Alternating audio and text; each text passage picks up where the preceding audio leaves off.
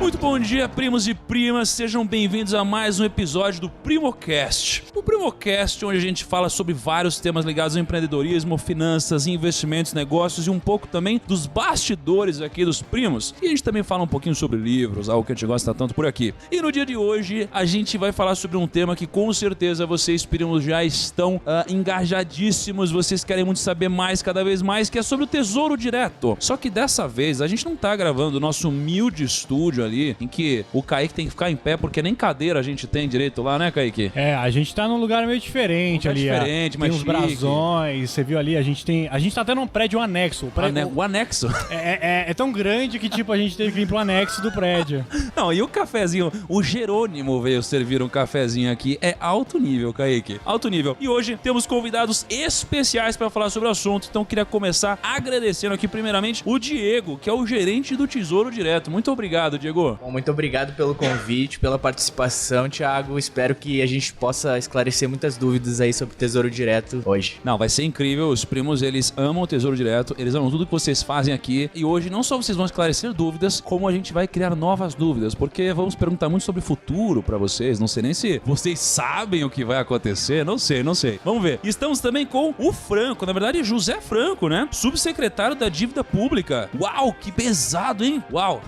Franco, muito obrigado, cara. Legal, Thiago, obrigado pela oportunidade, tá? É sempre um prazer pra gente, tá? Participar desse tipo de programa, tá? A gente fica cada vez mais próximo dos nossos investidores. É uma questão de até humanização mesmo. Só saberem que por trás das telas do Tesouro Direto existem pessoas normais, como o Diego, como eu, que estamos aqui batalhando para que os investidores tenham cada vez mais acesso a produtos eficientes e rentáveis. Pô, muito obrigado. Isso é muito legal porque não só a gente quer saber aqui, tem pessoas aqui por trás do preços e títulos ali do Tesouro Direto, como a gente também quer, cara, ser cada vez mais próximo do nosso investidor. Então, por isso que a gente fala com uma linguagem diferente, porque a gente quer falar para as pessoas de verdade, não só as pessoas que ficam, uau, ali na Faria Lima. A gente quer falar para todo mundo, pro Brasil inteiro. Esse é o nosso objetivo, né? E temos também, primos, infelizmente, a presença aqui do Kaique, o editor, velho. E aí? Como você fala isso? Eu carreguei uma mala de equipamentos até aqui pra gente gravar esse podcast. Não faça isso. E aí, primos, tudo bom? Aqui é o Kaique. E hoje a gente vai tirar todas as dúvidas que temos no Tesouro Direto. Porque Tesouro Direto é uma porta de entrada pra quem começa a investir. Ali onde a gente faz nossa reserva de emergência. O Lucão mesmo, ele tem toda a reserva de emergência dele no próprio Tesouro Direto. Ah, não acredito. Então seja muito bem-vindo. Inclusive, ó, o Lucão, pra quem não sabe, ele é a pessoa mais legal, mais gente boa, mais engajada de todo o nosso time do Primo. Então, gente, tem que elogiar muito o Lucas, tá? Seja muito bem-vindo. E aí, primos e primas, beleza? Aqui é o Lucão e é como o Kaique disse, eu tenho minha reserva de emergência no Tesouro Direto, uma quantia de alto impacto no Tesouro Direto, com certeza. Se você resgatar tudo, não sei nem citar, né? Aí vai acabar a propaganda deles de 1 milhão de investidores aí, não vai dar certo. 60 bi de custódia, aí não, vai cair um pouco, vai né? Complicar. Então, Thiago, acho que a gente tem que dar também o crédito aí pro Lucas, que fez essa ponte entre o Tesouro Nacional e seu canal aí, Lucas. caramba, olha como eu sou importante. Eu sou a ponte, você cara. foi a ponte, cara. Além de um baita investidor do Tesouro Direto, fez esse contato aí pra gente gravar esse podcast hoje. É que vocês viram no CPF dele lá a quantia que ele tem aqui e falou, é melhor gravar com esse cara, vai que resolve resgatar. Não, né? e a ponte, né? Primeiro o Diego falou comigo, depois a gente se falou num evento da B3. Olha como eu tô importante, cara. Nossa, você tá muito bem entrosado, hein, cara? Foda. Aulas de networking já pra nós. Muito bom.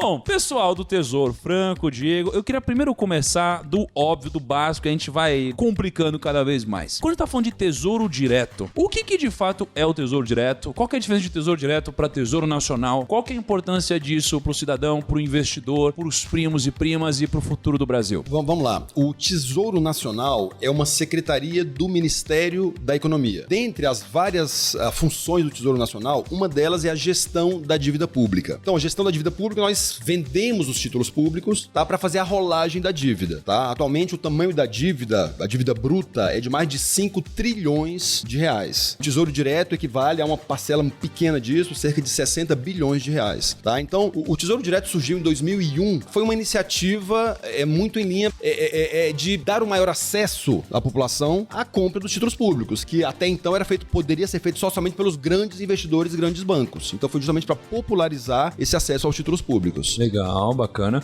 E, Franco, até para os primos entenderem, poxa, o que é um subsecretário da dívida pública? O que você faz aqui, assim? Vamos lá. Além da gestão do programa de Tesouro Direto, a gente faz toda a gestão da dívida pública, tá? Então, grande parte da dívida é financiada via leilões de títulos públicos, tá? Ocorrem leilões semanais, toda quinta-feira existe um leilão de títulos públicos. Então, por mês, a gente faz uma emissão de cerca de 50 bilhões de reais. Então, pensa, é um Tesouro Direto por mês. Caramba. E quem que participa desses leilões? Isso daí é o que eu vejo nas corretoras, o pessoal gritando lá nos leilões, é isso aí? É mais ou menos isso, exatamente. Agora, é interessante que os grandes investidores que compram, que são bancos, são assets, hedge funds, fundos de pensão, enfim, eles compram exatamente nas mesmas condições, ou seja, no mesmo preço que os nossos pequenos investidores do Tesouro Direto. Caramba, que legal. Agora, eu lembro que quando eu trabalhava como assessor de investimentos, eu tinha... quando eu estava atendendo meus clientes, eu podia comprar títulos públicos de duas formas. Pelo Tesouro Direto, ou eu comprava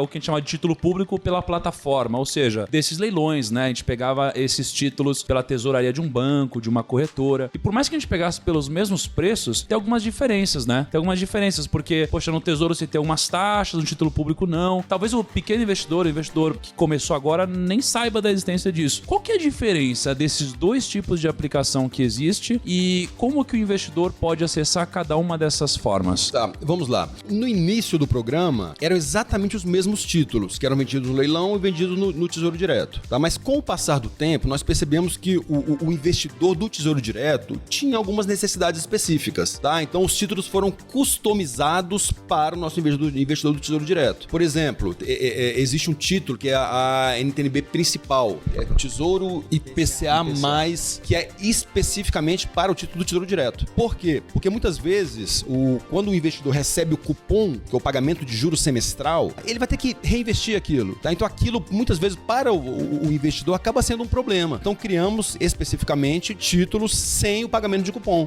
que é o Tesouro IPCA mais principal. Antes não tinha, então, o principal. Antes não tinha. E esse título é especificamente para o investidor do Tesouro Direto, tá? Ele não existe nos leilões de títulos públicos. Tá? Então não existe no mercado, a não ser no Tesouro Direto. Então esse título aí, em vez de ele gerar o cupom e, cair na minha conta, ele meio que reinveste nele mesmo. Ele reinveste automaticamente, é como se fosse isso. E ele vai te pagar tudo só no vencimento do título. Vai pagar os juros juntamente com o principal. Exato, essa foi uma demanda que ao longo do programa, a equipe aqui do Tesouro Nacional percebeu que a maioria dos investidores queria investimentos atrelados, indexados ao IPCA, ele não gostaria de receber cupom semestralmente, eram mais investidores de longo prazo, estavam pensando aposentadoria, estavam fazendo uma reserva lá para pagar a faculdade do filho, então queriam receber queriam deixar o rendimento ali acumulando e capitalizar em cima dos juros compostos e receber todo o principal mais os rendimentos só lá no final, numa data específica. Então, a Secretaria do Tesouro Nacional tomou a iniciativa e criou títulos específicos só para os investidores do Tesouro Direto. É legal isso daí, porque então, assim, a gente tem o Tesouro IPCA, o principal e o com cupom, né? Isso. O principal, ele vai tendo todo o rendimento, não vou dizer nem reinvestido, porque não chega a ser desaplicado, mas ele tá junto do principal, vai rendendo cada vez mais. O com cupom, ele vai pagando semestralmente na sua conta. Então, se tem um problema que se você fosse receber na sua conta e aplicar de novo, você ia ter que pagar imposto toda vez sobre isso. Então, se a gente pega um Tesouro IPCA 2045, por exemplo, cara, você vai ter um impacto grande, faz a diferença, né? E, Diego, você que é gerente do Tesouro Direto, velho, se apresente aí, o que faz um gerente do Tesouro Direto aqui? Cara, é você que manda, você que decide tudo aí no Tesouro Direto? Não, como funciona? Eu não mando nada aqui, quem manda é o Franco, né? É o Franco? Mas assim, eu converso com o Franco, dou as ideias pro Franco e a gente alinha antes de tomar qualquer decisão. Mas o gerente do Tesouro Direto, ele basicamente faz esse relacionamento institucional do produto Tesouro Direto com todos os agentes envolvidos e todas as partes interessadas. Então, com os investidores, com os agentes de custódia, com a B3, com as corretoras, com os bancos, com vocês, influenciadores de canais de investimento. Então, a gente faz toda essa parte de relacionamento, faz a divulgação do programa, gerencia as redes sociais, gerencia os canais de comunicação e tal. Então é mais ou menos isso que o gerente do Tesouro Direto faz. Deixa eu complementar aqui. Caramba, responsabilidade. O Tesouro Direto, assim, nós aqui somos funcionários públicos. A verdade é, somos concursados funcionários públicos. Agora, o Tesouro Direto tem essa pegada jovem, tá? Essa pegada muito... É um produto essencialmente digital, tá? E é um grande desafio para nós, né, funcionários públicos, mantermos um produto eficiente, tendo uma concorrência muito grande. Nossos concorrentes, que eu prefiro chamar em alguns casos de até parceiros, tá? Eles investem muito em tecnologia, então eles podem contratar um marketing muito bacana, muitas vezes caro, tá? E a gente não pode. Então o papel do Diego, por exemplo, é muito importante, porque ele que vai atrás das novidades que estão surgindo. Ele participou, por exemplo, há pouco tempo atrás de um encontro de fintechs em São Paulo. Então a gente já tá pensando, o que as fintechs podem oferecer e agregar valor ao Tesouro Direto.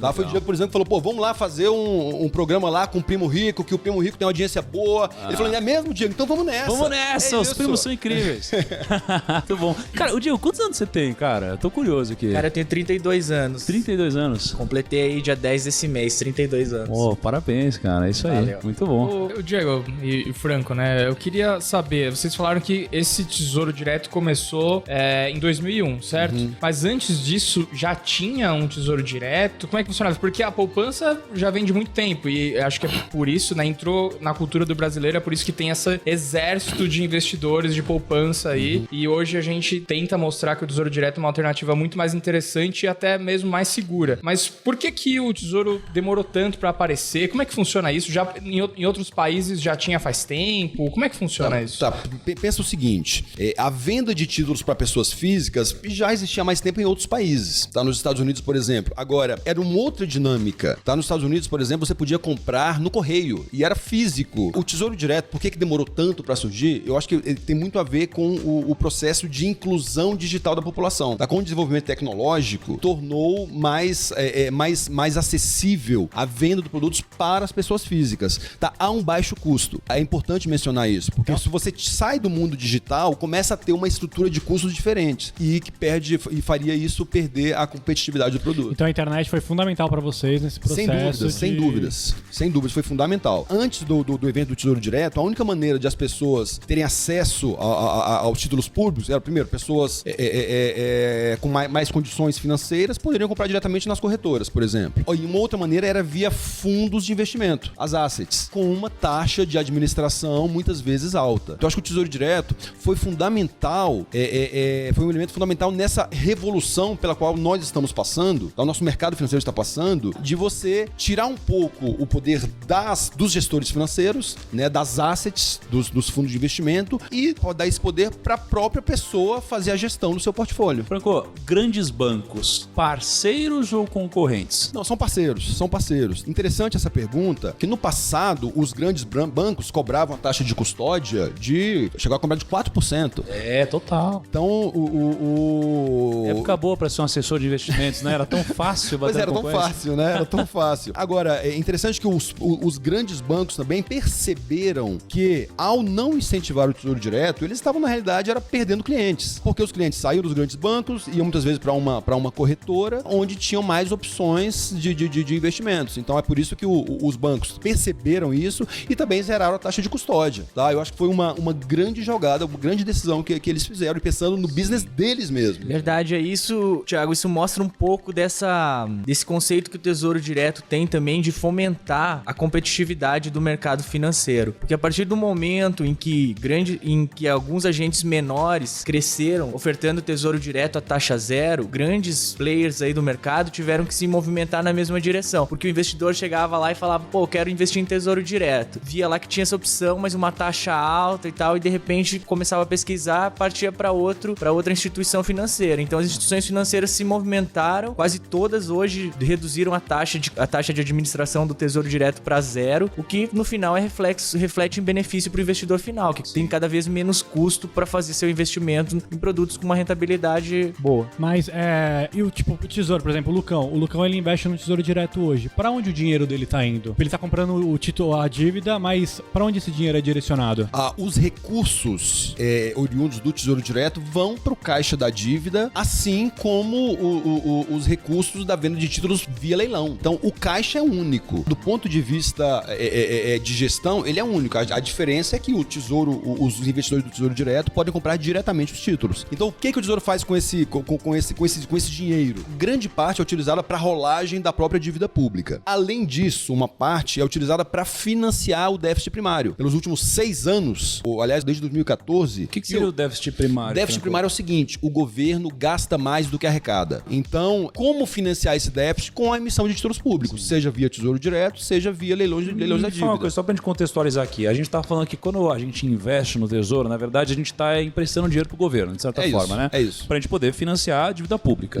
Agora, como que essa dívida pública é formada? Pro investidor pensar. O Brasil, ele tá precisando investir em algumas coisas, construir coisas e tal. Como que funciona toda essa cadeia? Desde quando o Brasil, né, o governo acaba gastando esses recursos, até depois chegar na outra ponta de que o investidor ajuda a financiar isso através do Tesouro Direto. E aí, dentro disso, o investidor ele não simplesmente coloca no Tesouro Direto, ele tem títulos para escolher, né? De forma que ele tenha o poder de escolha para ver se ele quer pós-fixar o investimento, pré-fixar o investimento. Como que funciona essa cadeia toda aqui? Vamos lá. Em primeiro lugar, a dívida pública é algo normal. Todos os países do mundo têm uma dívida pública. Às vezes é uma dívida mais alta, às vezes é uma dívida mais baixa. Em valores nominais, não faz muito sentido a gente ficar comparando. Os países são distintos. Agora, uma melhor métrica, eu acho, é a razão dívida-PIB. É o dívida em relação ao PIB, tá? No caso do Brasil, a gente tá aí por volta de 77%. É muito, porque a média dos países emergentes é de 50%. Isso quer dizer que, assim, é necessário tomar algumas medidas para estabilizar a dívida pública e depois torná-la decrescente, para que a gente volte lá para os patamares de 60%, de 50%. E por que é ruim a gente ter uma dívida pública alta, por exemplo? Porque ao ter uma dívida muito alta, acaba tirando recursos que poderiam ser usados para outros fins, como investimento, por exemplo. O ideal é que a dívida pública fosse formada somente para investimentos, para construir hospitais, construir escolas, em qualquer tipo de investimento. Porque a dívida pública, ela vai ser paga por gerações futuras, tá? Então, o ideal seria que essas gerações futuras também se beneficiassem da formação dessa dívida, tá? Mas, infelizmente, não é o que está acontecendo hoje, tá? Hoje nós estamos nos endividando, por exemplo, para pagar o déficit da Previdência, ou seja, para pagar as aposentadorias de atuais. Que já não está mais sendo produtivo. Exatamente, tá? Então você tem aí um conflito de gerações, que é o Brasil se endivida hoje, tá? Quem vai pagar essa dívida são as nossas crianças atuais, e essa dívida sendo feita para pagar a aposentadoria dos nossos idosos. Então o ideal seria, de fato, estabilizar a dívida pública, que ela se torne decrescente para que os recursos possam ser usados para outras finalidades. Legal, então quanto mais investidores a gente tiver no Tesouro, vai equilibrando essa dívida de alguma forma. Hoje, qual que é o impacto dos investidores do que a gente tem em custódia no Tesouro versus a dívida? Assim? Tá, é muito pequeno, tá? Hoje o Tesouro Direto equivale a cerca de 1,5% do total da dívida. Agora, é importante mencionar que o propósito do Tesouro Direto não é financiar a dívida pública, é fomentar a educação financeira da população. Esse é o principal propósito do Tesouro Direto. Claro que ao fazer isso, a gente acaba provocando uma certa revolução, tá? No próprio mercado financeiro, que é o processo que a gente está vendo hoje, com os grandes gestores de recursos reduzindo as suas taxas. Por quê? Porque tem um outro produto mais competitivo. Agora, tá? Então a competitividade faz bem para o mercado. Como que vocês enxergam a educação financeira aqui dentro? Assim, eu vejo que o Brasil, eu tô há quase uma década no mercado e eu vejo uma diferença gigantesca sobre como as pessoas olhavam para dinheiro antigamente, olhavam para investimentos antigamente, nem tão antigamente assim, né? Mas eu vejo uma diferença grande entre antes e hoje. Hoje eu já vejo muita gente se questionando, será que faz sentido eu comprar imóvel, financiar, andar de carro aplicativo, gastar agora ou investir? Como que vocês olham para a educação financeira aqui dentro e como que vocês incentivam a educação financeira? Ótima pergunta. Tá, de fato, o brasileiro está mudando o seu mindset. Então, o brasileiro típico é aquele cara que adora uma prestação. Tá? A prestação cabe no bolso. Muitas vezes ele não calculava os juros que ele paga. O Kaique era assim há um tempo atrás, né, Kaique? Eu nem olhava o preço final. Eu olhava pra ver se dava pra pagar a parcela no mês. Se couber na mensalidade, parcela. 12 vezes não tem problema, mas é só R$100 por mês, então tá tranquilo. Quantos cartões de crédito você tinha, Kaique? Cara, eu sujei meu nome uma vez quando eu tinha 18 anos. Eu tinha 2 cartões de crédito. Uma da CIA, que era tipo, você não precisa ter nada, é só você precisar na loja assim, se você tem um cartão deles. E um do banco lá. Cara, eu estourei os dois, cara. O Thiago, em responsabilidade, gastando. Mas eu acho assim que o Tesouro Direto, como você falou, dessa mudança de mentalidade do brasileiro que tem ocorrido aí nos últimos anos, nos últimos 10 anos, você falou, acho que o Tesouro Direto, ele tem muito essa pegada de você aprender na prática. Você vai lá, o investidor, eu vejo pela minha própria experiência, quando comecei a investir no Tesouro Direto, você vai lá, faz o seu cadastro, chega, agora eu vou investir, você olha aquela tabela doida do Tesouro Direto e pensa, e agora? Tesouro Selic, Tesouro IPCA+, pré-fixado, IPCA+, com juros semestrais, no que eu invisto? E só esse primeiro passo já faz começar a querer aprender e te faz pensar e refletir mais sobre as decisões que você tem que tomar em relação aos seus próprios investimentos e ao seu próprio futuro. Por quê? Você vai ter que começar a se preocupar. O que é taxa Selic? Vai ter que entender o que é taxa Selic. Vai ter que descobrir o que é o IPCA, para ver o que seu... O que é IPCA? O que é IPCA. Então você já começa a ter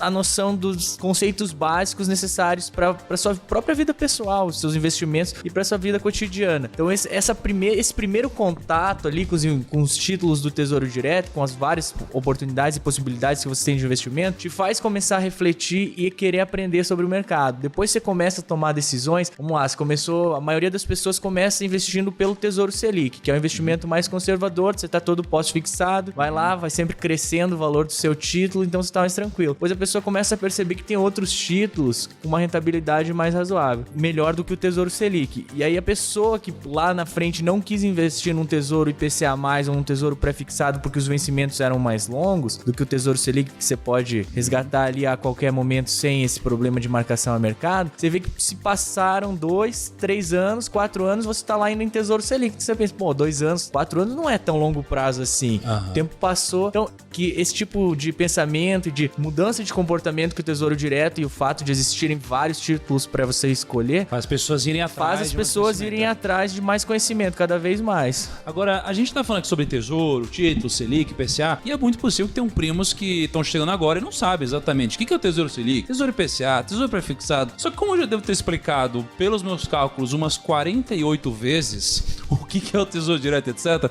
eu vou pedir pro Kaique explicar pra gente, pra ver se o Kaique aprendeu depois de ter ouvido 48 vezes, mais editando mais umas 192. Kaique, explica pra gente o Tesouro Direto, os 3 principais títulos, o funcionamento, como funciona, pra quem é indicado. Conta pra gente, Kaique. Vamos ver, se você não aprendeu em 192 vezes...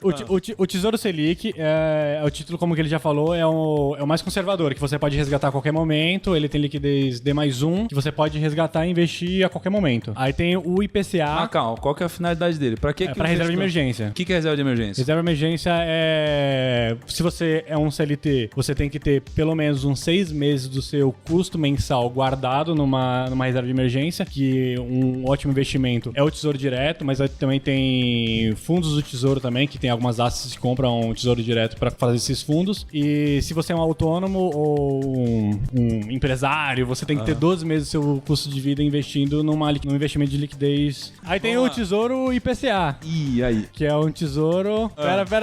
Vamos que é um ver. Tesouro... Pera. Você vai conseguir, Kaique. Pode falar. O Lucas vai cortar, não vai, Lucão? Se ele errar, não vai falar? Não vai cortar? Já tô pensando em colocar um reloginho, assim, tipo 2 horas depois. Não, o Tesouro IPCA é um tesouro atrelado à inflação, é isso? Nossa, que bacana. É um tesouro com proteção à inflação, que, como todo mundo sabe, os R$10 que você tem hoje, daqui a um ano, não é mais R$10. Esse dinheiro já tá valendo uns 7 ou até menos, porque a nossa inflação muito bom. é um pouco alta, né? Muito então bom. É uma proteção à inflação, que é um investimento mais pro longo prazo. O pessoal usa bastante pra aposentadoria. E o pré-fixado? O pré-fixado, ele já tem uma taxa determinada de... Não sei se a palavra certa é juros. É um juros... Juros nominais. Um juro já determinado na hora do resgate. Então, sei lá, você pega um tesouro de 7%, você já sabe que daqui o vencimento dele em 2040, 2030, você vai pegar garantido 7% de juros. E a NTNC? A NTNC é o Tesouro Selic. Te peguei, cara. Pegou. Ele não era nem nascido. Ele nem pegou a época, nem o Tesouro emitiu uma NTNC foi provavelmente em 99, talvez 2000. Nossa, Então pegou pesado, realmente. Então, Franco, eu tô querendo assunto de propósito, que é o seguinte, hoje a gente ouve muito falar desses 3 tipos principais, né? De ver lá, o Selic, pré-fixado e IPCA. Agora, já existiram muitos outros títulos, né? Atrás de outras coisas, como NTNC. Enfim, Conta pra gente um pouquinho desses outros benchmarkings, desses outros indexadores que a gente já teve nos títulos públicos. E só complementando, eu queria saber da onde sai os anos do Tesouro. Tipo, como vocês chegam nesses cálculos de tipo, Tesouro tem vencimento pra 2030, 2040, 2050? Da onde sai isso?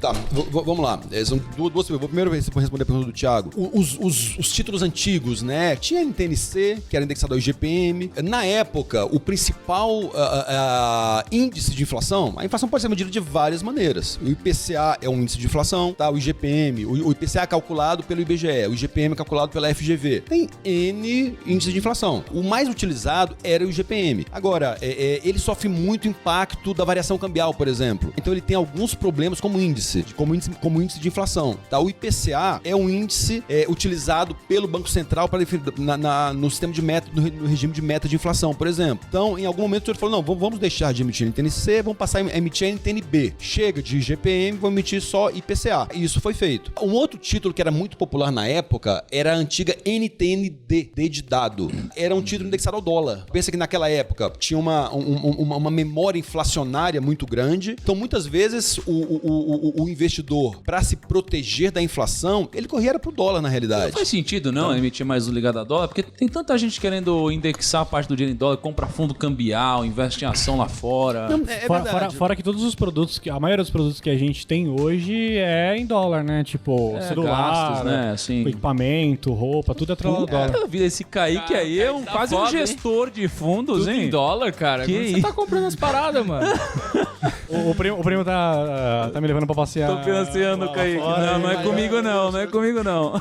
Não, vamos lá. O Tesouro continua emitindo títulos indexados a dólar, porém no mercado internacional. Foi feita essa opção, tá? Manter os títulos indexados em dólar somente no mercado internacional, são chamados títulos globais. E aqui no Brasil, quem acaba provendo, né, esse instrumento para hedge cambial é o Banco Central, por meio dos swaps cambiais que ele faz. Então, eu acho que foi bom que assim ficou clara a diferença entre o gestor de dívida, que é o Tesouro Nacional, e o gestor da política cambial, que é o Banco Central. Então, foi uma medida positiva. Na época, por exemplo, no final da década de 90, muitas vezes quando tinha algum estresse no câmbio, o Tesouro acabava tendo que emitir título indexado ao câmbio como política como política cambial. E esse é o papel do Banco Central e não do Tesouro. Então foi feita essa segmentação que eu acho bastante positiva. Deixa eu fazer uma pergunta aqui pra vocês, hein? Qual que é o título do Tesouro favorito de cada um aí? Qual que é o título de Tesouro favorito de cada um aí? Cara, eu particularmente, no momento que o Brasil tá, eu gosto bastante do Tesouro Selic mesmo, porque na hora que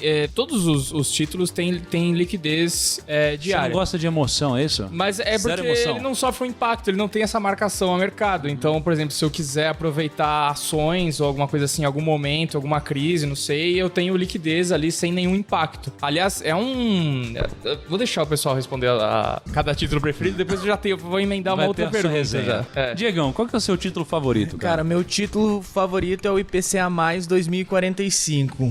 É que, diferentemente do Lucão, eu gosto de fazer investimento pensando no longo prazo. Eu invisto particularmente nesse título para formar como se fosse minha previdência privada, fazer um acúmulo aí pra quando eu tiver mais velho. E o que eu tenho percebido ao longo do meu ciclo aí de investimentos no Tesouro Direto é que Você tá felizão, né, Diego? a marcação a Esse mercado último ano aqui te deixou feliz, a hein? marcação a mercado tem jogado ao meu favor ultimamente. Porra, é por isso que o Diegão tá esbanjando aí. As taxas têm caído bastante e o preço dos títulos subido bastante. Isso até é uma coisa engraçada, porque quando se fala em marcação a mercado, imagina que a gente vai explorar um pouco mais esse assunto, muita gente sempre, quando tá na hora de investir, olha pras taxas e pensa, não, as taxas estão baixas, eu vou ficar pós-fixado. E aí vai pro Tesouro Selic. As taxas baixam mais um pouquinho. Não, agora tá baixa, eu vou ficar pós-fixado. Elas continuam baixando. Então, assim, não dá pra... Eu acho que que é o meu caso, quando você faz aportes mensais, você faz investimentos mensais em algum tipo de título, a sua taxa média sempre vai ficar uma taxa boa. Então, assim, a marcação ao mercado começa a ser um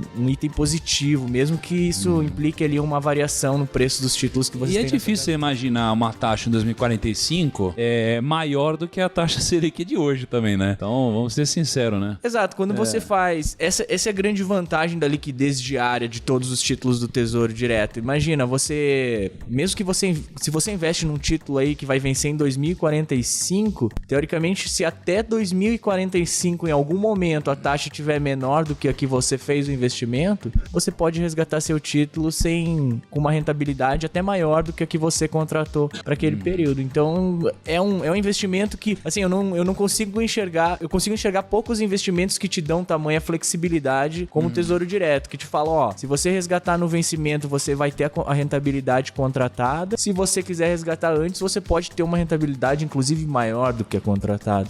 Pro período, obviamente. Mas é muita flexibilidade. E o Tesouro Direto nem te cobra um prêmio por isso, que é mais incrível. Então, assim, é muita vantagem para um programa só. Eu concordo com o Lucão e concordo com o Diego também, tá? Mas eu vou explicar. Em cima do muro não vai. Não tô em cima do muro, não. Ele tem $500 milhão em cada. Eu acho Bilhão, que é o seguinte, você disse? $500 milhão. Eu acho que a pergunta prévia é: qual o seu objetivo? No caso do Lucão, que ele falou o seguinte: olha, reserva de liquidez, e a liquidez seja pra usar no caso de emergência ou seja pra aproveitar a janela de oportunidade. E ele tá certíssimo. Só dando um exemplo aqui, no ano passado, assim, um ano atrás, junho do ano passado, teve as condições de mercado ficaram muito voláteis. Muito por questão do mercado internacional, as eleições aqui no Brasil. Então, a taxa de juros aqui o pré-fixado, por exemplo, que hoje está por volta de 7,25%, chegou a 10,5%. Então, que para mim é uma oportunidade de compra, é buy opportunity, entendeu? E quem aproveitou essa oportunidade realmente se deu muito bem. Agora, para o cara, de fato, aproveitar a oportunidade, você tem que estar preparado. Quem tinha investido dinheiro no Tesouro Selic na época, para fazer o switch, né, para vender o Tesouro Selic e compra esse pré-fixado, aproveita a oportunidade. No caso do IPCA, então a taxa chegou a 6%. Hoje está por volta de 3,5%.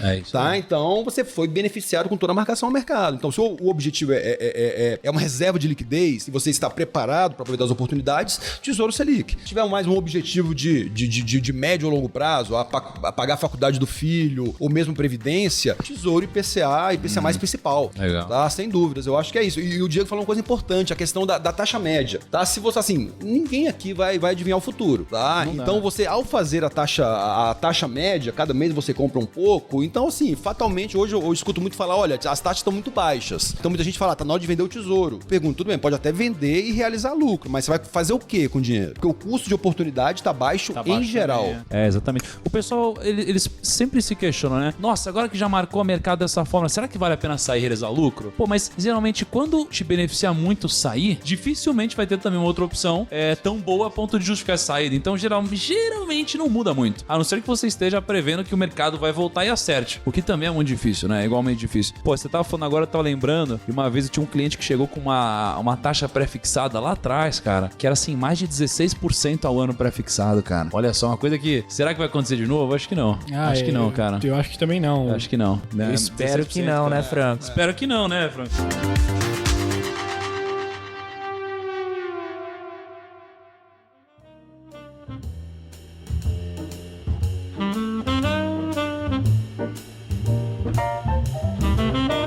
Agora, falando disso, eu tenho assim, a gente sempre justifica positivamente o Tesouro como sinal extremamente conservador, porque é o nosso benchmarking de risco zero aqui no Brasil, né? A gente fala, risco zero nos Estados Unidos é o Treasury norte-americano, risco zero Brasil é o Tesouro Direto. Mas, cara, qual que é o risco de o investidor investir o dinheiro dele no Tesouro e ele não conseguir receber o dinheiro dele? Como que funciona? Vamos falar da segurança aqui para o investidor. Qual que é o risco disso? O risco de crédito não existe. Vamos só separar um pouco aqui. Existem os vários tipos de riscos, tá? Okay. De uma aplicação financeira. Existe risco de taxa de juros, risco de mercado, risco de liquidez e o risco de crédito. Tá? O risco de crédito no Tesouro é zero. Então eu não consigo imaginar, acho que a nossa sociedade evoluiu muito. Mas tá? por que é zero? Só pra gente fundamentar. Por que seria um risco zero? Porque o Tesouro Nacional, assim, ele vai ter sempre os recursos para pagar os títulos. Tá? Muita gente tem aquela lembrança lá da década do Collor, da década de 90, o confisco, tá? Mas a nossa sociedade, nós como sociedade evoluímos bastante depois daquela péssima experiência. Então, eu Se não... tivesse tesouro direto naquela época, hein? O que será que teria acontecido? Pois é, realmente, né? Pelo menos não ia ter. As pessoas foram para as agências bancárias, né? As pessoas não iam entrar no computador para pegar o dinheiro de volta, enfim, mas não. Então, o risco é zero. Aí muitas pessoas comparam, olha, mas o Tesouro Direto não tem o FGC. Isso. Né? Agora, pensa, Que não faz sentido, né? Não faz sentido. O próprio porque FGC investe em títulos privado, públicos. O portfólio do FGC tem títulos públicos. Aham. Entendeu? Então é por isso que o Tesouro é considerado de risco zero. Como se você comparar isso com uma debênture, por exemplo, que é uma dívida de uma empresa, a empresa bem ou mal pode quebrar. Agora, um país quebrar, não, o país não vai quebrar. Ele pode ter seus problemas financeiros, mas ele vai continuar existindo. Ele pode gerar inflação, imprimir mais dinheiro, né? Não é isso. Ele pode fazer tudo, né? Isso. E no caso do Tesouro Direto, se o investidor tiver comprado o Tesouro IPCA, mesmo nesse caso, ele vai estar protegido contra a inflação. Tá? É legal você ter falado isso, Franco, porque risco zero. Então, como ele é um risco zero, o investidor tem que usar o Tesouro Direto como benchmarking para, poxa, se esse é o risco zero, não faz sentido eu investir em alguma coisa que pague menos do que isso. Porque se sem correr risco eu consigo ganhar a taxa Selic, para que eu vou ganhar menos do que isso correndo mais risco? E é o que muitas vezes o investidor não percebe e acaba fazendo, né? Quando a gente vai investir em algo que tem uma taxa muito alta, às vezes em banco, às vezes em corretora também. Mas é importante o investidor ter esse discernimento, né? Que a gente tem que olhar para rentabilidade, risco e liquidez. Não faz sentido a gente investir em alguma coisa que tem um risco maior, mas não tenha um prêmio de rentabilidade, não é mesmo? Como que faz para começar a investir no Tesouro Direto hoje? Olha, Thiago, é super simples fazer o cadastro no programa. Na verdade, muitas pessoas ainda acreditam que o cadastro no Tesouro Direto é feito por meio do site do Tesouro Direto, mas não é bem assim. Quando a gente construiu o programa, a gente optou por usar já todo o sistema financeiro consolidado, justamente porque, como o Franco falou, para diminuir o custo do programa para o investidor final. Então a gente habilitou diversos agentes financeiros, diversos bancos, diversas corretoras, conseguiu pulverizar esse cadastro por meio dos próprios agentes financeiros. Então quando você quer se cadastrar no Tesouro Direto, você entra no site do Tesouro Direto e tem uma lista lá de todos os bancos e corretores que são habilitados no programa. Você olha lá, você já é cliente daquela instituição que você escolheu, beleza, é só entrar em contato com o seu gerente ou às vezes direto na plataforma online do seu banco ou corretora, você já consegue habilitar seu cadastro lá e começar a investir pelo próprio site do banco ou corretora ou pelo site do Tesouro Direto e pelo aplicativo oficial, se você preferir. Se você ainda não tem cadastro na instituição que você escolheu para operar no Tesouro Direto, você faz o cadastro na instituição e pede a senha e o cadastro do Tesouro Direto. É super simples. No site do Tesouro Direto tem a lista de todas as instituições, tem a taxa que elas cobram. É importante você olhar, porque isso é um custo para o investidor final, então é bom olhar as instituições que cobram taxa zero. Tem algumas outras funcionalidades que elas têm, se permite o investimento pelas plataformas delas ou só pelo site do Tesouro Nacional, do Tesouro Direto, e também se permite aplicação programada, o tempo de resgate. Tem algumas coisas para você comparar os benefícios de cada instituição para se cadastrar no Tesouro Direto. Mas com certeza o mais relevante é a taxa de administração que cada um cobra. Inclusive, se você olhar lá na lista, a Rico tá lá e cobrando taxa zero. Eita, é verdade isso!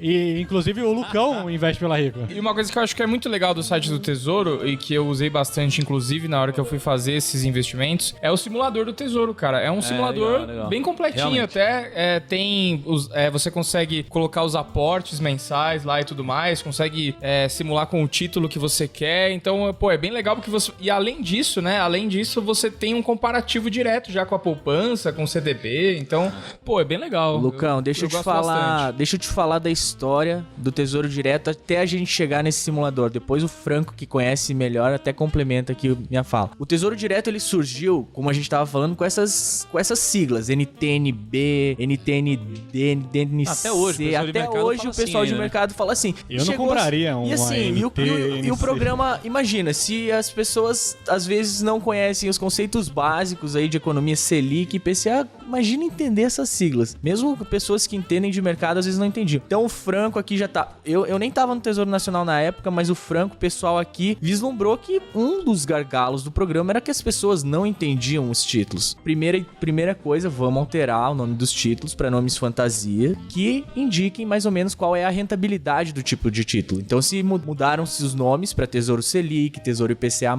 Tesouro Prefixado, que davam a ideia já para o investidor de qual era a rentabilidade daquele tipo de título. Uma vez feito isso, o pessoal aqui da secretaria começou a perceber que as pessoas ainda assim tinham dificuldade dificuldade de pensar, pô, mas qual o título mais indicado pro meu perfil? Então criou-se o orientador financeiro no site do Tesouro Direto. No orientador financeiro se responde 2, 3 perguntas: qual o seu objetivo, para qual tempo, você prefere proteção da inflação ou não, e ele te dá lá o título mais indicado pro seu perfil, pro investimento que você quer. Depois de ter feito isso, a gente percebeu aqui dentro que ainda assim o investidor ficava, mas esse título mais indicado para mim, ele é melhor que aquele CDB que o meu gerente me indicou? É melhor que aquela LCI, LCA que eu tenho acesso aqui na minha corretora? Não sei. Então o Tesouro Direto foi lá, criou um simulador que você pode parametrizar com os dados que o seu gerente te sugeriu lá de investimento. Eu tenho um CDB 100% CDI, e comparar com o título mais indicado para você. Então foi todo um processo de construção do beabá ali pro investidor ele ter a segurança de que ele tá fazendo um investimento que é bom para ele. E também para dar a oportunidade dele, com o simulador em mãos, que ele pode levar lá, tá no aplicativo na frente do seu consultor autônomo, do seu gerente, ele tá te oferecendo uma coisa, você já tá lá com o aplicativo na mão, fazendo comparação com o título do Tesouro Direto. Então, sim, é uma ferramenta muito potente para o investidor ter consciência de negociar e conseguir cada vez investimentos mais vantajosos, sejam investimentos em títulos do Tesouro Direto, sejam investimentos em outros títulos privados de renda fixa. E isso é importante, tá? Que eu volto a falar do propósito do Tesouro Direto como fomentador da educação financeira. Voltando a falar da questão do cadastro, uma vez feito o cadastro lá na instituição, não é só para o Tesouro Direto, não. Porque aquilo lá vai abrir as portas para o investidor para um mundo de opções de alternativa de investimento. Tá? O Tesouro Direto é uma delas. Com o orientador financeiro, aí sim ele pode comparar o Tesouro Direto com os parâmetros que ele quiser, comparar o Tesouro Direto com outras alternativas. Tá? A gente não quer só que o cara fique no Tesouro Direto, não. O que a gente quer de fato que é fomentar, aumentar a educação financeira da população. Legal. E assim, a gente tem algumas taxas do Tesouro, né? Antigamente a gente tinha a taxa cobrada pela corretora, tinha a taxa cobrada pela CBLC, né? Taxa CBLC. E a taxa corretora zerou em quase todos os lugares. A CBLC ela era 0,3, virou 0,25. O que vocês consideraram, pensando para baixar essa taxa 0,25? E se existe algum plano, alguma ideia, ou se vocês estão de olho, né, em reduzir talvez até um pouco mais a taxa, porque quando a gente compara com a poupança, por mais que o Tesouro seja, cara, realmente vencedor em 99% dos cenários, principalmente nos cenários mais longos, nos curtos às vezes a gente ainda fica meio empatado aqui. Existe alguma ideia ou projeção de a gente pensar em diminuir mais a taxa? Tiago, te explicar um pouco do contexto da redução dessa taxa. E na verdade, assim, qual que é o intuito dessa taxa também? Exato. Né? Quando o Tesouro Direto foi criado, ele foi pensado nesse modelo muito de utilizar toda a tecnologia já instalada do mercado financeiro e da própria CBLC, à época hoje é a B3, mas o programa ele começou e ele continua intensivo em tecnologia. Tanto intensivo em tecnologia e com essa finalidade de promover a educação financeira. Então, essa taxa de custódia cobrada, para que ela é utilizada basicamente? Para cobrir os custos do programa, custos que são grande parte de sustentação tecnológica, manutenção do site, desenvolvimento de novas ferramentas, como foi o aplicativo, o desenvolvimento do simulador, desenvolvimento de cada vez mais ferramentas, o atendimento que a B3 presta ao cliente e também uma grande perna que a gente tem aqui, que é a promoção da educação financeira. Então, quando a gente lançou o curso do Tesouro Direto, quando a gente faz essas iniciativas de educação financeira para manter, essa é parte da destinação dos recursos da taxa de custódia. Conforme o programa foi crescendo e a gente foi aperfeiçoando alguns processos e a base da cobrança dessa taxa de custódia foi aumentando, a gente viu uma oportunidade para a redução da taxa de custódia, porque a gente sempre tenta manter ali a estrutura de custos equilibrados. O programa cresceu, a gente consegue ainda agora manter um ritmo de inovação legal, manter nossa promoção da educação financeira com uma taxa de custódia menor. E ela caiu de 0,30% ao ano para 0,25% ao ano. O estudo para redução futura dessa taxa de custódia, ele continua. A gente está avaliando ainda mais agora num cenário de taxas de juros menores, um patamar, a taxa de custódia ela acaba impactando mais no investimento do cidadão, do investidor. Então, assim, a gente monitora isso constantemente, a gente tem, obviamente, a pretensão de cada vez reduzir mais os custos, todos os custos para o investidor. Um exemplo foi a redução do spread do Tesouro Selic há pouco tempo. Então, assim, a gente monitora sempre que há possibilidade de reduzir essa taxa de custódia, que não sei se você lembra, mas eu acho que em 2012, 2013, Franco, você pode me corrigir, tinha uma outra taxa, além desse 0,3, a taxa de custódia, que chamava, eu acho, taxa de investimento, que era mais 0,1, então no final ficava 0,4%. Então a gente conseguiu fomentar o mercado, reduzir a taxa de administração para zero de quase todos os agentes que operam o programa, beleza, isso foi bom. Conseguiu agora, nesse começo de ano, reduzir a taxa de custódia da B3 de 0,3 para 0,25, que se você for pensar, ela ainda é muito baixa em comparação à média dos fundos de renda fixa, especialmente dos que têm um ticket de entrada tão baixo. Tesouro Direto, aí você pode começar a investir com mais ou menos aproximadamente R$30. Se você pegar a média dos fundos de renda fixa com esse ticket de entrada de 0 a R$100, a taxa de administração deles é mais de 2%, 2,5%. Pegar com mais ticket de entrada de mais de 100 mil, a média das taxas de administração é 0,50 e alguma coisa. Então ainda é mais que o dobro da taxa de custódia do Tesouro Direto. Então, obviamente, a gente continua monitorando, espera que isso continue sendo os custos sempre continuem sendo reduzidos para o investidor do Tesouro Direto, mas assim, a gente preza muito por manter esse nosso braço de educação financeira. E isso, uma parte da taxa de custódia é destinada a iniciativas de promoção da educação financeira. Então, claro que os custos para o investidor são importantes, mas enquanto o programa ele não atinge uma parcela mais representativa da população, a gente continua mantendo uma parte destinada a essas iniciativas.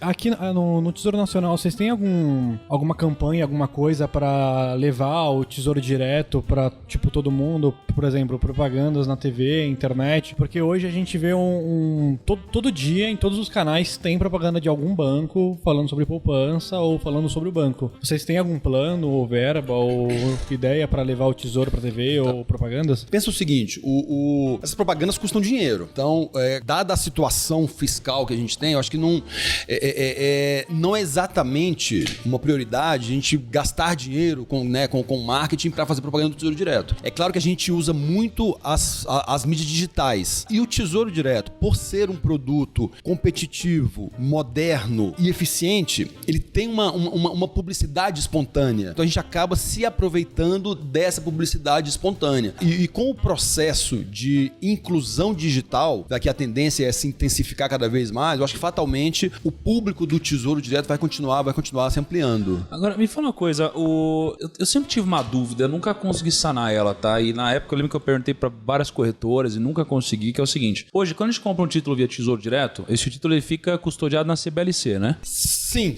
Eu não sei nem se o nome CBLC ainda existe, tá? Porque a CBLC... É B3, agora é B3. B3. Agora tudo é B3, sim, né? sim. Exatamente. Só que quando você compra um título público via leilão, ele teoricamente fica custodiado na Selic. No Selic, exatamente. Só que pensando nisso, quando a gente compra um título que é CETIPado, ou seja, um título que é registrado na CETIP, você tem um extrato CETIP e que ele é a segurança do investidor, porque, inclusive, isso daí que se tornou muito comum, né? Talvez no início aqui da década de 2010, porque, cara, algumas instituições começaram a quebrar, você tinha o FGC, o que te garantia o FGC era justamente você ter o seu extrato CETIP para falar, cara, eu tenho aqui e me paga. Agora, quando você compra um título público e ele fica registrado na Selic, não existe, pelo menos que chegue no investidor, nenhum extrato de que eu tenho de fato esse título. O que me garante isso daqui é a corretora dizendo que eu tenho. Só que se uma corretora quebrar e, cara, e isso daqui não estava registrado na Selic mesmo, de fato, eu vou perder meu dinheiro, né? Eu não vou ter um extrato ou um comprovante disso. Quando eu tenho um título público, então negociado por tesouraria, tem alguma forma de eu me blindar disso e ter um extrato comprovando que eu tenho esse título? Tiago, eu acho que eu não tenho a completa certeza disso que você está perguntando, mas pelo que eu tenho acompanhado do próprio Selic e do registro, o Selic ele tem evoluído e hoje ele já permite que o investidor que compra títulos públicos no mercado secundário consiga acessar por meio de um portal. Depois você até checa essa informação para mim, por favor. Certeza. Mas parece que o Selic evoluiu nesse sentido e ele já consegue, ele criou um projeto para o investidor entrar lá e conseguir verificar o extrato dele de títulos do secundário pelo CPF dele. É isso.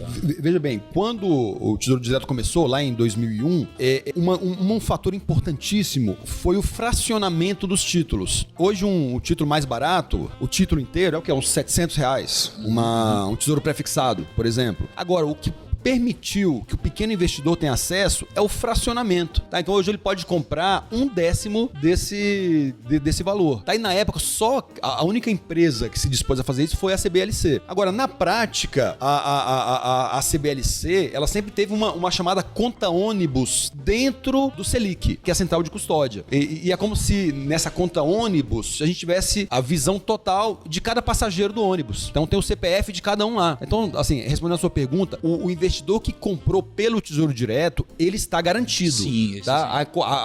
A instituição financeira pode vir a quebrar, que ele vai estar com seus títulos garantidos lá. Tá? Agora, atenção, que muitas vezes, assim, algumas corretoras oferecem para os seus clientes para tirar o título do Tesouro Direto. Fala o seguinte, olha, você aí no Tesouro Direto está pagando uma taxa de custódia de 0,25%. Venha para fora que eu faço para você com uma taxa menor. Ao sair do Tesouro Direto, aí ele perde esse link. Então a gente não tem como garantir. Mas o investidor que comprou via Tesouro Direto, ele está totalmente garantido. Total. É isso aí, é isso mesmo. Minha dúvida sempre foi essa, porque Tesouro Direto, tranquilo, você tá lá, você entra no extrato, no site Tesouro e tal, recebe e-mail. Agora, putz, quando você compra pelo secundário ali, você não... Eu nunca recebi um extrato oficial que não seja da corretora. E o mesmo problema acontece também, sabe com o quê? Com fundos de investimento. Porque quando você pede a corretora um extrato, a corretora te manda um extrato, mas, cara, é difícil você ter alguma coisa centralizadora do outro lado, do administrador, dizendo que você tem aquelas cotas. Isso é complicado. Só que eu acredito que também faz parte de um processo evolutivo, né? Foram olhados os últimos 20 anos quanto a gente evoluiu, quanto a gente vai evoluir daqui pra frente. Mas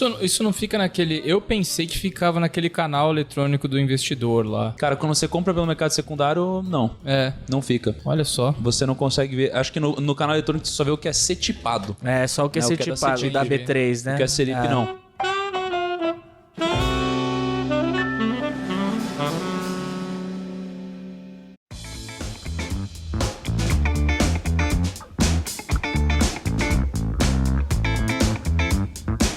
Agora, pra gente finalizar, tem uma pergunta que eu sou muito curioso aqui. Tivemos uma pergunta feita pelo Lucão aqui, um grande roteirista. E que dessa vez não teve erro de português, né, Lucão? Pô, que bom, né, cara? Tá evoluindo, né? Talvez seja porque dessa vez você não colocou uma introdução aqui, né, Lucão? Então, faltou isso. Não teve o erro, mas não teve o texto. Não teve texto também. Não, mas ó, eu queria perguntar a Franco e Diego. Se todos saíssemos da poupança e fôssemos pro Tesouro Direto, o que aconteceria? Qual seria o impacto disso no Brasil, no governo, nos investidores do banco? O que aconteceria com todo mundo? Dá bom ou dá ruim? Vamos lá.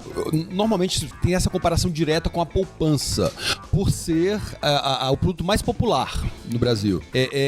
Eu acho que a gente aqui é muito preocupado com um negócio chamado suitability, né, que é a indústria nome. Assim, é adequação. Até que ponto aquele produto financeiro é adequado para as necessidades de cada investidor. Claro que o Tesouro Direto é mais competitivo que a poupança. Agora, será que todos aqueles que têm a sua caderneta de poupança, eles estão preparados para o Tesouro Direto? Tem a questão da inclusão digital, tem a questão de escolha dos títulos. Então eu acho que a caderneta de poupança vai continuar tendo o seu público-alvo ali, que são as pessoas menos sofisticadas talvez, e que de fato aquele é o produto mais adequado para elas. Tá? Eu acho que o Tesouro Direto, eu acho que eu gosto de comparar mais com os fundos de investimento. Tá? Eu acho que é ali que a gente tem condições de provocar essa revolução na indústria, tá? Reduzindo as taxas de administração dos fundos de investimento, tá? E fornecendo produtos mais competitivos para os investidores. Tá? A competição é boa, tá? Nesse sentido. Tá? No caso da poupança, eu acho que o Tesouro Direto está preparado para absorver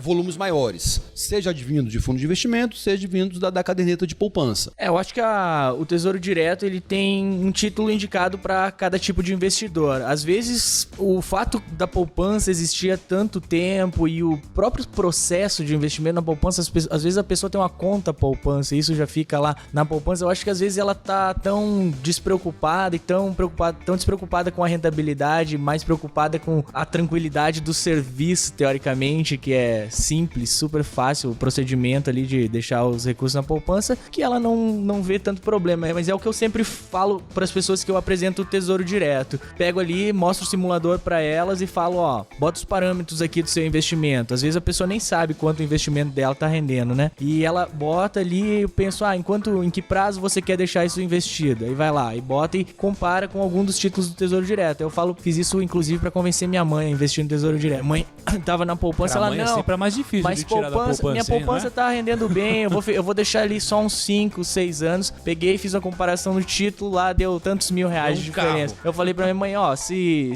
tantos R$1.000 não significam nada pra você em 5 anos, aí beleza, deixa seu recurso ali investido na poupança. Aí ela, foi a primeira vez que eu vi ela se movimentar e correr pro Tesouro Direto. E, cara, sabe outro negócio interessante? Que aí entra o Kaique, que ele é um investidor aí. É um disso. super mega investidor. Ele gosta disso, que são as fintechs que agora você abre uma conta, pode ser no Conta, Banco Inter, que você abre e fala assim, ó, o seu dinheiro fica rendendo aqui também. Isso, de certa forma, não é que eles pegam a sua grana e investem nos títulos públicos, não acaba sendo a mesma coisa do que... Porque muita gente me pergunta, Lucão, o que eu faço? Eu invisto no Tesouro ou deixo no Conta? O que eu faço? Qual é a diferença? E, na verdade, no final das contas, é a mesma coisa? Olha, eu não conheço a carteira de investimento dos bancos digitais, as fintechs, pra saber no que eles estão investindo, mas provavelmente eles investem sim em títulos públicos e te garantem uma remuneração geralmente 100% CDI, né? Mas a grande... eu acho assim, que eu acho que esse tipo de investimento, ele é muito semelhante ao Tesouro Selic pra aquela reserva de emergência, pra deixar aquele dinheiro ali que você pode precisar de uma liquidez imediata. O Tesouro Direto, ele oferece uma gama muito maior de produtos para outros tipos de objetivos de investimento. Ele te oferece investimentos de médio e longo prazo também, além dos Tesouros Selic, que é mais pro curto prazo, com rentabilidades, obviamente, maiores do que 100% CDI. Então, assim, realmente parece muito parecido com o Tesouro Selic, esses investimentos de deixar na carteira. Agora, você tem que... no que eles investem, eu não tenho certeza, mas você tem que ficar muito atento também, que, como você falou dos fundos, né? Fundos que tem, inclusive se autodenominado fundos Tesouro Selic, alguma coisa assim, é que você tem que prestar muita atenção se esses fundos estão enquadrados como fundos de longo prazo. Por exemplo, se ele for fundos de investimento, tem come cotas. Então você paga imposto ali maio, novembro, tem come cotas. E se esse fundo não for enquadrado como um fundo de longo prazo, a alíquota mínima dele vai ser 20%. Enquanto no Tesouro Selic, você passou ali do primeiro ano, sua alíquota já reduz para 17,5% e depois ali de 2 anos, 15%. Então, assim, tem que tomar cuidado na questão tributária desses investimentos, como que eles são tributados, como é que é essa questão, para ver se realmente vale a pena deixar os recursos nesse tipo de investimento. E falando em longo prazo, qual é a próxima meta de vocês? Quando vocês vão dobrar de novo? Vocês já tem um gráfico de projeção aí maluco que vocês vão dobrar daqui 6 meses? Cara, a gente, assim, obviamente que a gente sempre espera o melhor, principalmente no crescimento de número de investidores. A gente se preocupa mais com um montante de novos investidores que estão ali, que conhecem o Tesouro Direto e que começam a investir do que no crescimento do estoque. A gente teve uma surpresa... É mais de número de investidores. Isso. A gente teve uma surpresa muito positiva agora. Em 4 meses esse ano, a gente cresceu o mesmo que a gente tinha crescido no ano passado inteiro. Então a gente... Pô, de nada, né, Kaique? Tamo junto. Pô, de nada, cara. A gente inclusive, a gente tem refeito nossas metas de planejamento estratégico. Agora a gente vai ter uma nova rodada, porque a taxa de crescimento que a gente começou agora nesse semestre, e se a gente conseguir manter essa taxa, o programa vai para um patamar muito maior do que a gente tinha imaginado para esse ano. Olha só isso daqui, ó, só pra vocês terem uma noção. A gente tem um vídeo no canal do Primo que é basicamente eu investindo R$93,84 no Tesouro, que tem 3.472.929 visualizações, cara. Olha só. E ele foi postado, eu acho que foi no finalzinho do ano passado. Cara, incrível isso aqui, né? Incrível. Não, isso assim, é incrível, isso é incrível, Thiago. Isso é um pouco do que o Franco comentou. Como o Tesouro Direto, ele tem esse apelo de ser a porta de entrada para o mundo dos investimentos, de ele ter várias opções de investimento com uma rentabilidade boa, ele chama muito vocês, influenciadores, chama os próprios bancos e corretoras, fazem uma mídia quase que espontânea, uma publicidade espontânea. Por quê? Porque vocês, principalmente influenciadores, vocês estão preocupados que o investidor tem acesso aos melhores produtos. E como vocês conseguem acessar aí uma parcela considerável da população, essa mídia espontânea que vocês fazem, quando vocês explicam de uma maneira muito mais simples do que a gente pode, inclusive, explicar aqui, porque por ser um órgão e por ter que, talvez, às vezes, dar a explicação da maneira mais correta possível, vocês podem simplificar conceitos, vocês podem atingir a população de uma maneira mais irreverente, O segredo tá no moletom, velho. Se vocês falassem tudo que vocês falam de moletom, vocês iriam explicar muito melhor. Às vezes os caras têm todo um planejamento aí e tal, e você vem, faz um vídeo e zoa todo o planejamento dos caras aí, pô. Aí entra 1 milhão de investidores. Se for pra atrair mais investidores, pode zoar nosso planejamento, né, Franco?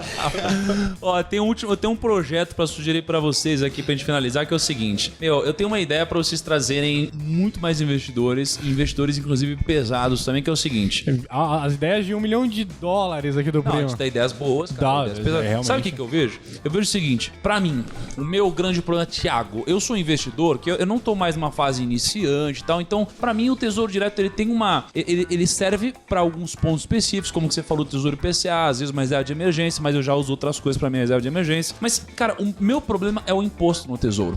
Por quê? Cara, eu invisto num Tesouro pré-fixado, por exemplo, pra 2023. Cara, quando chegar 2023, ele vai vencer, eu vou pagar imposto e aí eu vou ter que reaplicar de novo. Por que não dá pra gente talvez pensar em um livre trânsito no Tesouro, em que eu tenho a opção de